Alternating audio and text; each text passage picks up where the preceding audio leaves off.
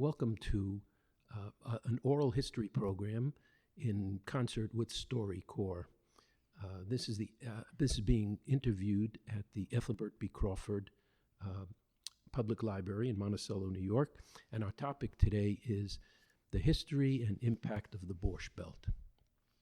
We're a unique culture here in the Catskills, and we're recording the reminiscences of individuals who grew up, worked, and played here in the Catskills.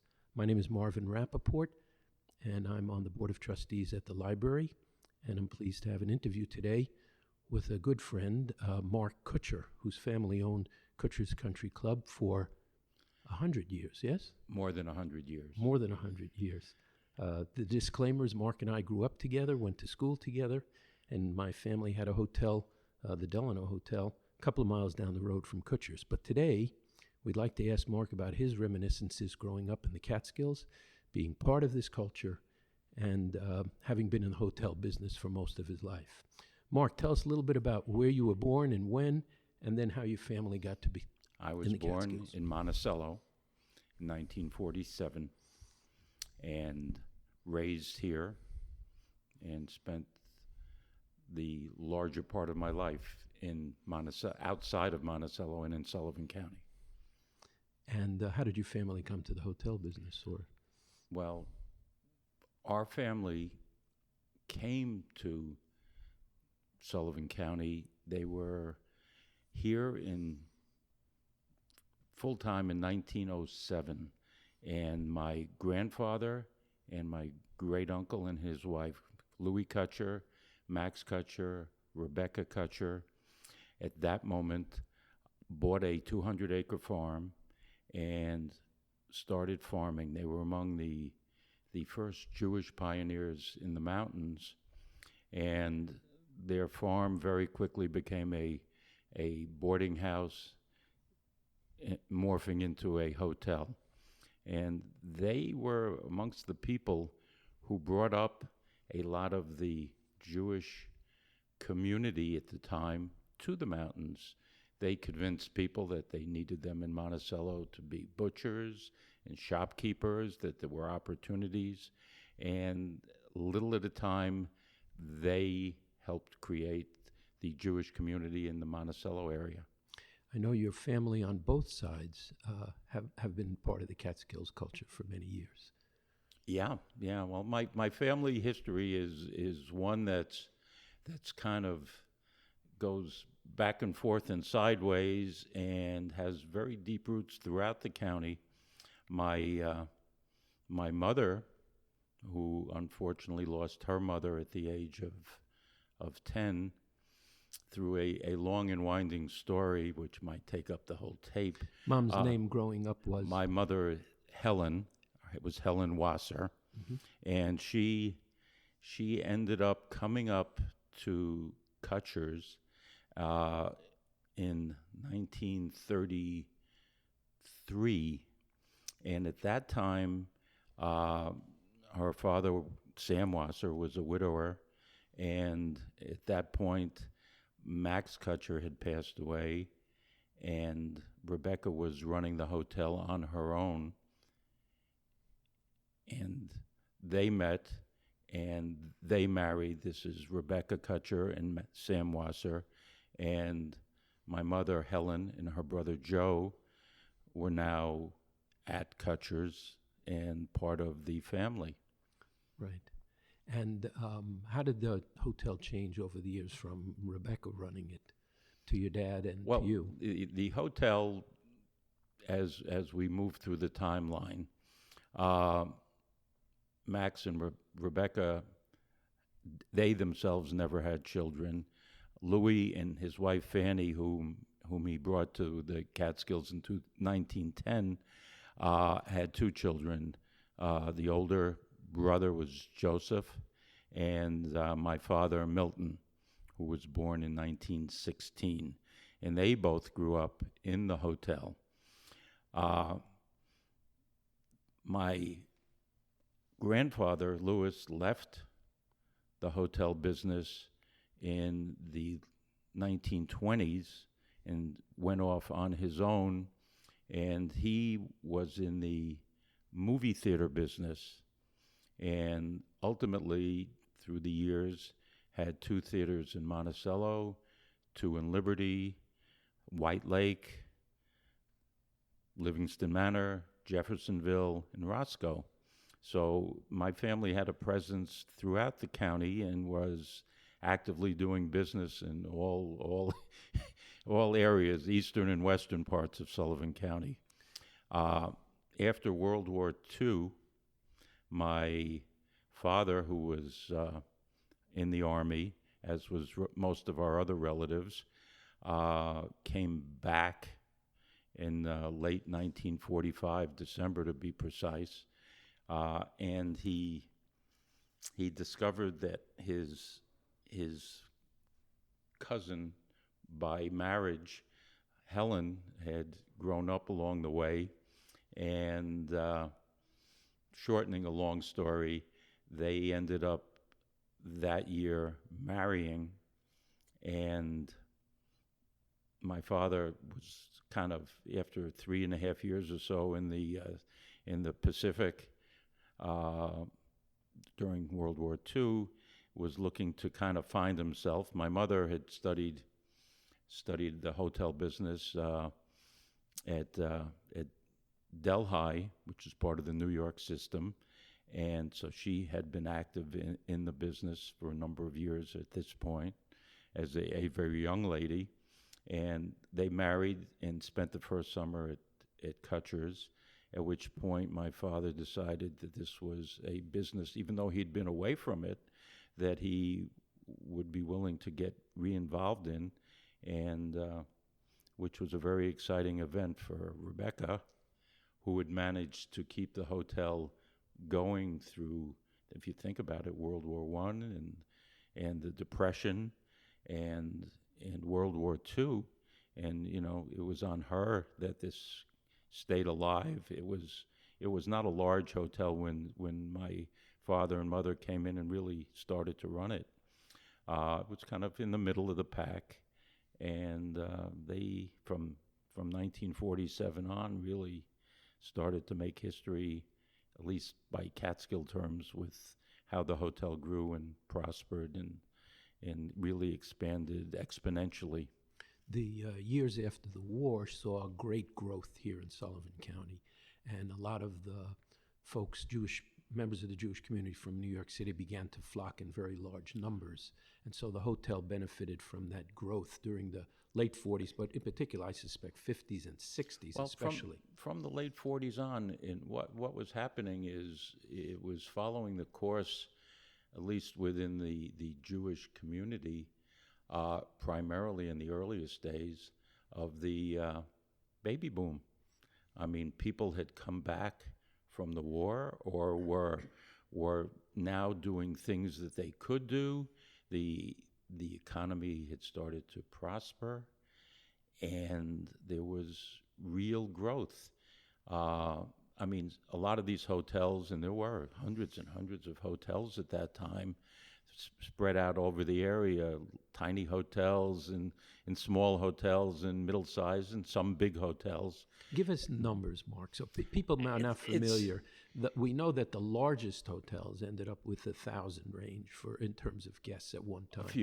A few, very few. But the vast majority of the hotels were a couple hundred people, perhaps, and then working their up. There were, as the history buffs have put numbers together, there were over 500 active operated hotels within the Sullivan County and stretching into the Wawarsing area of Ulster County province, and they were all at that moment starting to really come alive a little, some for a brief time and some with some longevity, and as the time went on, and some hotels kept reinvesting and looking to grow and cater to the needs of this population that was also getting larger, coming to the mountains. I mean, there was a tremendous loyalty of the greater metropolitan Jewish community, and then other areas that, whether it was Philadelphia or Boston or Washington, the active hotels in the business started to try to reach out and attract more guests. Virtually all of these hotels were kosher style and catered to primarily Jewish families. As we got into the 50s, initially this was a summer business, and only later were the hotels, as we call them, winterized, where you had the capability to heat the buildings and to heat the places where people ate and went to what was once called a casino, later called a nightclub, in your case called a palestra. It changed a bit, and the ability to stay open. For people who don't know, our season was primarily 10 weeks, right? From when to when? From Memorial Day to Labor Day? I mean, as at a certain point, for a certain amount of hotels, the season really ran from Memorial Day through Labor Day, with a little shoulder season into the fall. For the Jewish holidays. There were, to pick up the Jewish holidays, which became a bigger selling item as some time went on for certain of the hotels. There were hotels that were year-round hotels, some that stayed around. Grossinger's, the Concord was a year-round hotel. The Nevele was a year-round hotel for a lot longer than some others. And then you had other hotels around that were very prominent in different time eras. Not everybody followed the same, the golden age of hotel time frame that people like to talk about.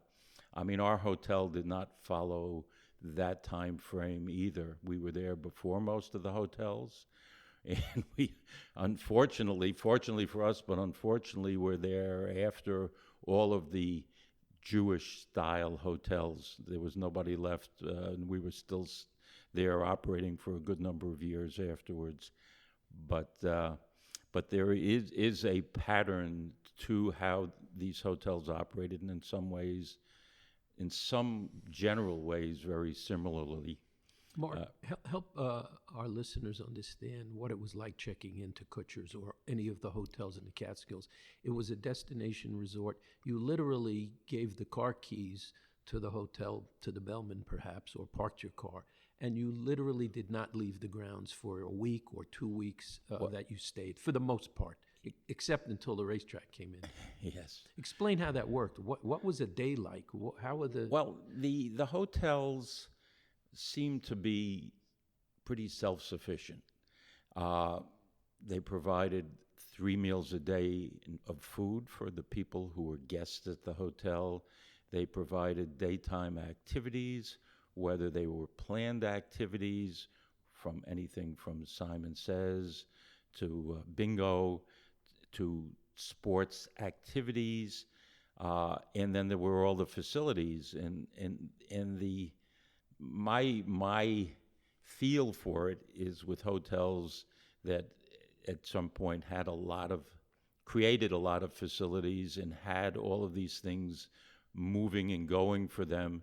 So the people tended to stay at the hotel. In the evenings, there was entertainment, and entertainment was something that really had been around for a while. I mean, there are plenty of comedians who became famous who would have attested to the fact that, whether they started in the 30s in the Catskills or in the 40s or in the 50s, it was an area, and singers too, that they learned their craft and ultimately became famous nationwide. Some of them are, as we know, Danny Kaye and Sid Caesar, and others, Jerry Lewis, associated with the Browns. And these comedians and singers could do 2 and 3 shows a night by going a matter of a couple of miles apart from the various hotels. Yeah, the fact that there were so many hotels and bungalows that had entertainment as well. The entertainers, it was so many people doing so many shows that they, by trial and error and practicing on live audiences, all of these people became very skilled at their profession. Who were the ones that stand out that were at Kutcher's regularly? Well, that you knew best. to go back to Sid Caesar, who you mentioned, he played in our band in 1938. He was a saxophone player, and he was due to come back the next year and be in front of the band. And he ended up getting a better offer to be a tumbler at the Avon Lodge. Tell us what a tumbler is, Mark. A tumbler was a person who was involved in the day-to-day activities of the hotel and just kind of created a commotion, helped run the activities, some of the key activities they would do. They were very skilled at just they had people skills, and they were a little off the beam too. I mean, most of these people were not your average cookie cutter type of person, and I mean, there's so many guys that did this. Whether it was Danny Kaye at the White Row, which was a hotel that was very famous for a short time and then disappeared, or Buddy Hackett at the Concord, or you know. Recently passed away, Fivish Finkel, who was at our hotel at the Delano in 1954 as a tumbler. Yeah, these Fivish Finkel, who did perform around the area later on and had a wonderful career. These were all people who were just unusual people. They were funny, and they just did great being with people. And every hotel in one form or another had people like this on staff who were storytellers or performed in the evening in the shows, were the MCs. They ran around and they did everything, and they became also very good at what they did. Mark, we didn't mention taking care of kids at the hotels. That the same way the parents had 3 meals a day and activities morning, noon, and night, they were able to give their kids to the day camp, as we called it. And what programs did they have? And literally, they took care of the kids all day long, the waking hours. What the hotels did, and of course we did, is, you know, there were programs that were created. And, you know, the day camp was something that there was a real need for. Once, all of a sudden, there's a lot of kids. And so you had a day camp program with a head of a day camp and counselors. So these kids were taken care of. You had a children's dining room. And then, you know, teen programs were developed in the same manner with a little more freedom. Night patrol? Night patrol. I mean, the parents could get babysitters because there were plenty of kids on staff available to babysit. If they didn't want that, they put themselves on a list where they had what we terminology night patrol, where their rooms were checked on a regular basis to make sure everything was fine and the kids were sleeping. So, you know, all of these things were part of what was available to the families that checked into the hotel. I know at our place it was not uncommon to have someone go to the microphone and announce, "Mrs. Schwartz, your daughter is crying in room 47. Please go to your room." I assume that happened at Kutcher's as well. The things that happened at any of the hotels tended to happen at all of the hotels. You know, it's the hotels themselves. I will tell you, each had unique, distinct personalities. There was nothing cookie cutter about them, even though they could have the same facilities. They all were very different, and their difference was predicated on ownership. Right. I mean, what the preferences of the owners were for what kind of a hotel they had, where they put their emphasis. I mean, there were hotels in the mountains that were perfect hotels for singles. People, you know, wanted a bar scene. You had hotels for that.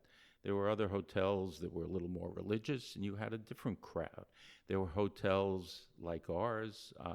My father, very shortly after he started operating, had a distinct idea that he wanted a family-oriented hotel with a emphasis on sports, which was unlike almost all the hotels. There were a few hotels who had the kind of emphasis that we ended up with, but one of the reasons we ended up standing out as a hotel was because of our strong sports affiliations and the things that evolved in the hotel. How did the Maurice Stokes game end up at Kutcher's? For those who don't know, professional basketball players came up to the mountains to play a game in the summer to benefit Maurice Stokes, who had been injured and was paralyzed. Well, to get to the Maurice Stokes game and how it came about, you have to kind of roll back the clock. The mountains was very famous for basketball, and many hotels fielded teams that played one another in a very competitive summer league type of format. And the players that were on these teams tended to be college players or high school players who were truly excellent, who were about to go to colleges, and some other staff that filled in most places. And my hotel, really my father doing this at the time, had a true love for basketball. And very early on, just by sheer coincidence, we were doing basketball. And in 1949, he was approached by summer guests who suggested that their son, who was a basketball coach, would really be perfect, that my father should talk to him. And that particular person was Red Auerbach. 1950, Red Auerbach came to work at Kutcher's. He and my father hit it off, and he started as the director of athletics at Kutcher's. So here we had a team, and we had a coach. At that point, Red was coaching for the Washington Capitals. He wasn't even the Boston Celtics. But within a year after that, he got the job at Boston, and he started to make basketball history. So Red was an integral part of our hotel family, and we started doing a lot of things. We were playing ball. We had already, even at the beginning of Red's tenure, were getting famous high school and college players at the hotel. And one of those in 1954 and 55 was Wilt Chamberlain, who...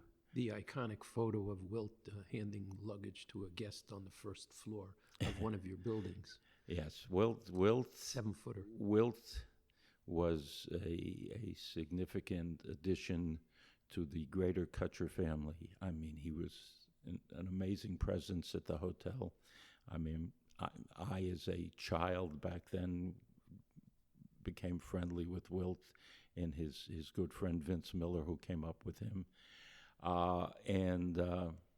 So you had all of this history happening. It's all in this moment getting shortcutted, but so we as part of what we did, we had basketball games with the Globetrotters and other professional games where we were raising money for the City of Hope, for Sandlot Baseball in New York, for any number of things for a number of years.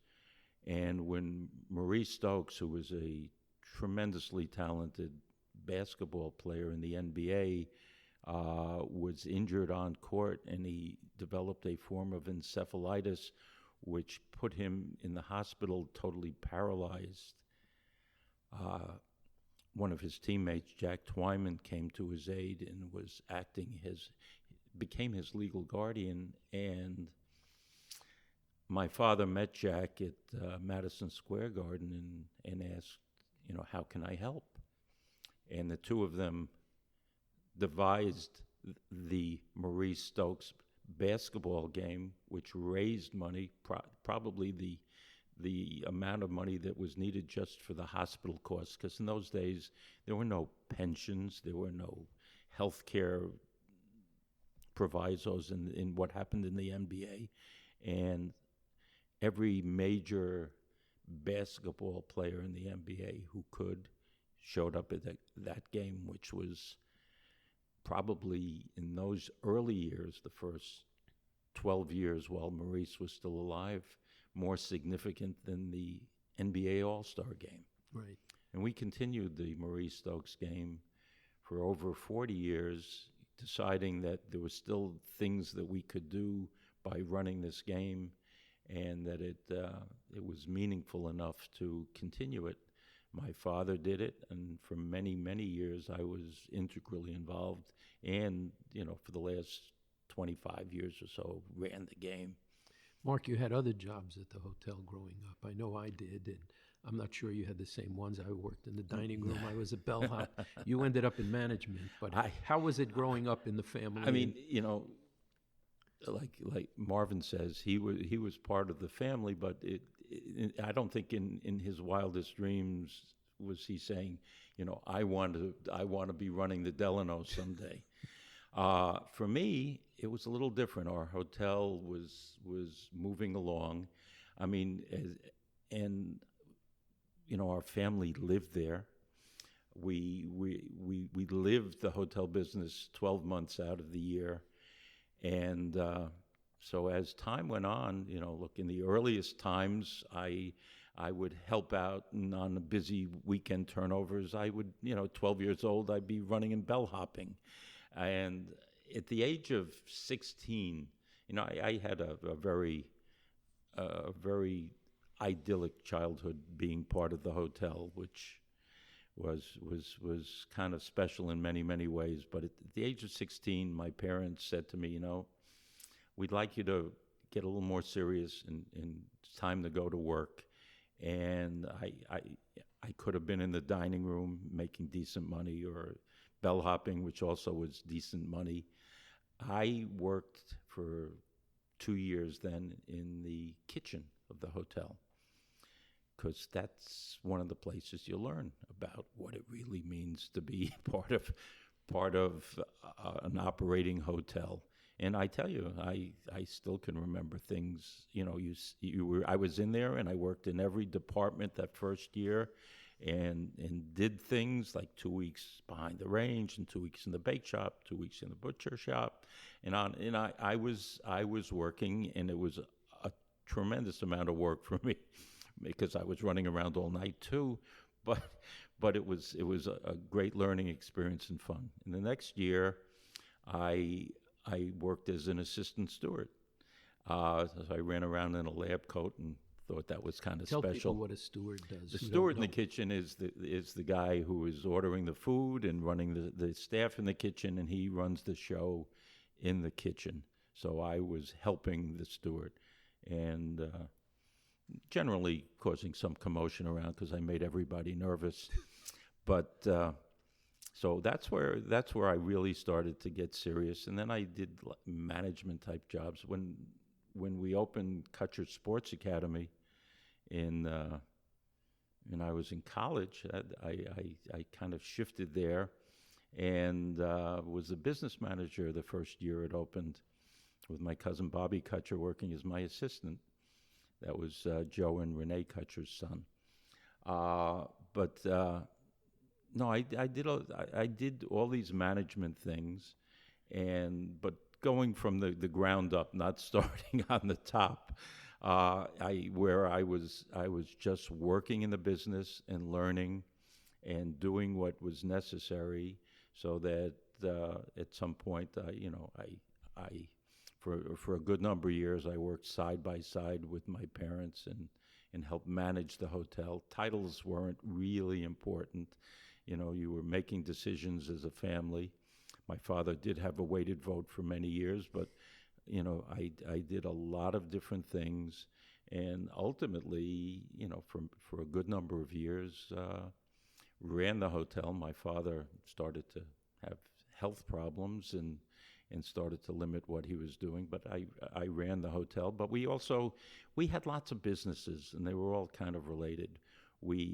As we moved along and invested in the hotel, we also invested in properties around us that we bought and tried to add to our area of interest. So we bought at different points, and ultimately 3 bungalow colonies, which we incorporated into how we operated the hotel.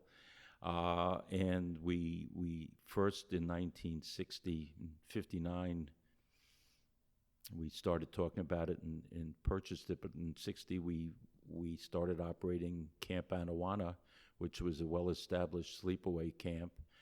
And in 1968, we created the Kutcher Sports Academy from what was the Harmony Country Club, a fairly large-sized neighboring hotel to us that we had purchased.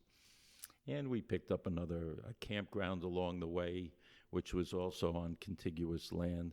So we were running 5 or 6 different businesses, all within the umbrella of the hotel. And these were significant businesses. Sleepaway camps are unique and completely different operations, but there was an overlap, an integration of people who sent their kids to camp, came to the hotel, people at the hotel sent their kids to camp.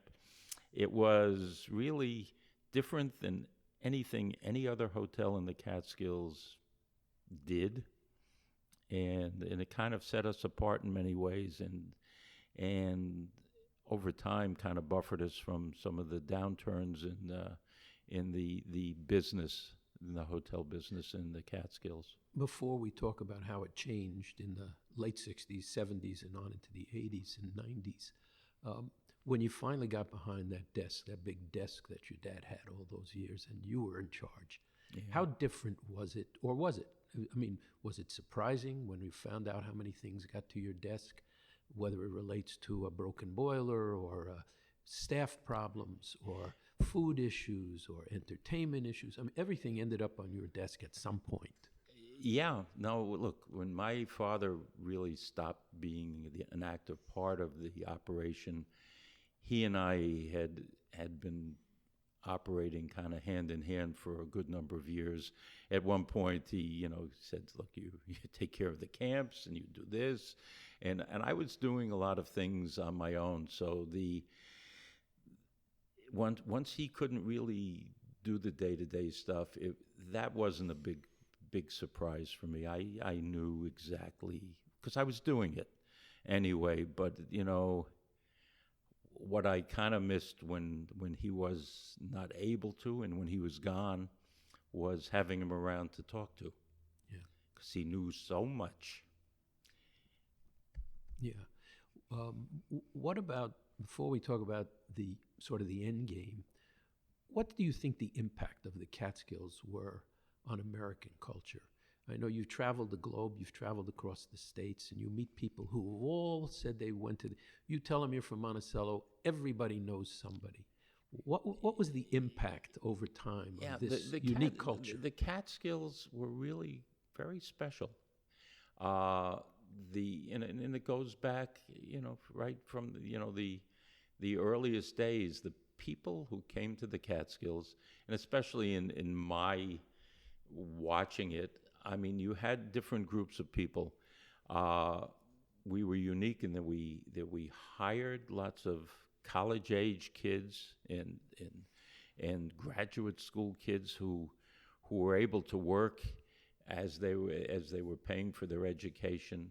And most of those that I talked to will tell you it was probably the best time of their life. I mean, they just had a good time. They worked, they made money, and it was meaningful to them. And they came back as guests with their own families afterwards. I mean, the people who are guests, it defines a particular part of their life that they have a very warm feeling about. Over the years, talking to people, but also being out and talking publicly. I mean, I've told people, but I have been working on a book diligently for a number of years now, which hopefully will come together with a memoir of the family history and my own personal journey through all of this, which is taking a while, but I want to do it right.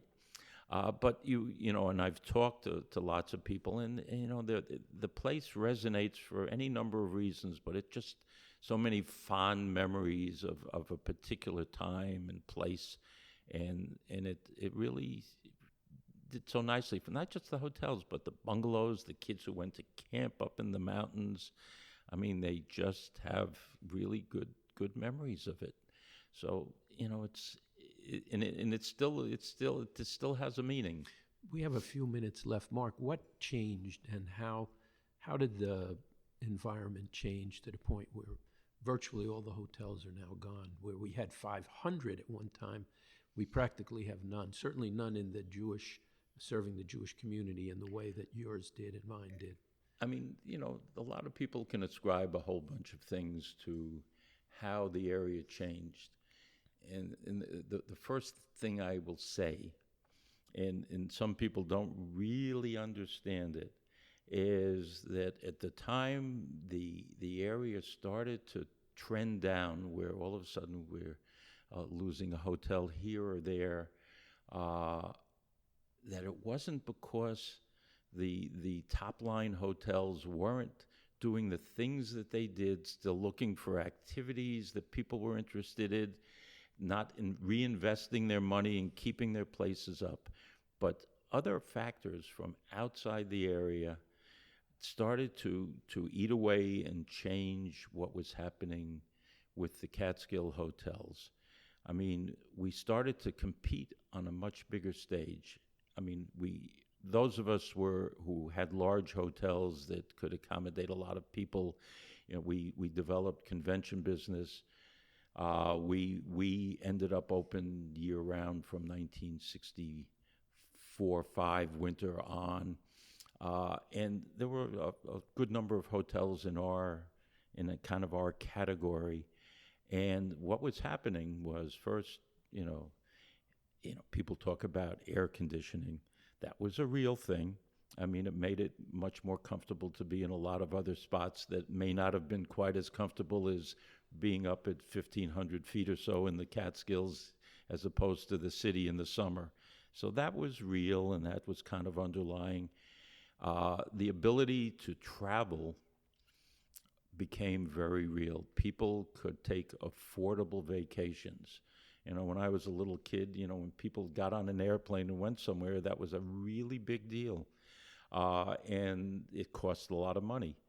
All of a sudden, airfare became more reasonable, and the acceptance of the Jewish part of the community. I mean, we started catering to a lot of people, but our Jewish customers, who were still the core of our business and a lot of other hotels, they were able to go to places that they might not have gone to before, because they were all of a sudden accepted. It was a general attitude change. So you had those kind of things happening, and then piling onto it, and these are all happening within a flow of different things, was something that we saw operating the hotel, and we saw it even before it was about to happen, was when Atlantic City came on board, the gaming in Atlantic City. We saw some of our best guests not staying quite as long. We saw other people disappearing. Atlantic City, at that moment in time, as all of a sudden they built up towards 10 hotels, but from the time Resorts International, the first hotel that opened, we started to see an impact. And we as a hotel group tried like crazy to get gaming in the Catskills, which is a whole other story and probably a complete book for me to write. It's finally making it here. I tell people my granddad used to say two things we need: a monorail from 42nd Street up Route 17 to Monticello, and casino gambling. The monorail's gone, but the gaming's finally coming, although there are no hotels now. They're going to have to come back. Mark, as we're closing, you grew up in a very unique place in a unique time, which I did as well. What is it, would you trade it for any other thing? You've been all over the country and all over the world. What is it that you think about and you talk to your now grandchildren about that you and I grew up in that made it special and different? I mean, I tell people, because a lot of people, feel badly about, the area and where it's been. I mean, my life for many, many years, living as a kid growing up and working, and it's people don't understand how hard it is to operate one of these hotels. I mean, it's a 24/7 business. I mean, once technology got better and I was walking around with a walkie-talkie, I'm listening to people all day long, and I'd be getting calls in the middle of the night. It was commonplace, but, it wears on you. But I wouldn't trade any of that. I mean, the ability to do these things, make people happy, create things, because it was a very creative business. I mean, that was sensational, and I have that memory, which is just wonderful. Some of the downside I could have lived without because it became much harder. I mean, my family and I came out on the right side of it, but it really was, in a sadness to see the hotels disappearing around us, famous hotels, places that have been around for like forever, and they're blinking out one at a time. But for us as an experience, it was, I wouldn't trade it. These are the reminiscences of Mark Kutsher, whose family owned became Kutcher's Country Club for more than 100 years. And we're doing this as part of an oral history project at the Ethelbert B. Crawford Public Library and through the StoryCorps program. Mark, thank you for taking the time and for remembering. We appreciate it, and we wish you well. Thanks, Marv.